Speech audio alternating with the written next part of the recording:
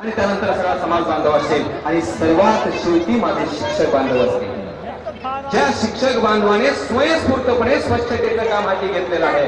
मित्रहो, शिक्षक हा समाजाचा आधारस्तंभ आहे. समाजाला घडवण्याचा आणि समाजाला दिशा देण्याचं काम हे नेहमीच शिक्षकाने केलेलं आहे. आणि म्हणून माझ्या मराठा शिक्षक बांधवाने स्वयंस्फूर्तीने स्वच्छतेचं काम हाती घेतलेलं आहे. ते सगळ्यात पाठीमाग असतील आणि जे पाणी कचरा जे काय असेल ते कचरा जमा करतील आणि संबंधित आमचे जे ट्रॅक्टर असतील त्या ट्रॅक्टर मध्ये जमा करतील. म्हणजे आमच्या मोर्चाचा कोणालाही त्रास होणार नाही याची खबरदारी आम्ही मोर्चेकऱ्यांनी घेतलेली आहे. ही गोष्ट तुम्हाला सांगताना मला मनापासून आनंद होतोय.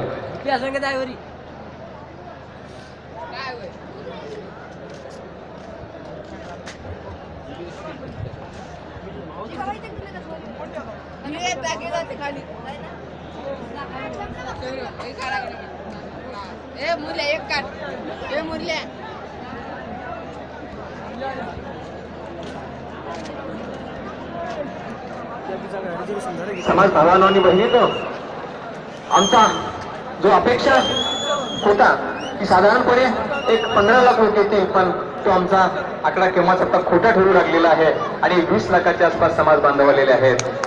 7 ते 8 लाख महिला भगिनी येतील अशा प्रकारचं आम्हाला दिसत आहे. आणि त्यामुळे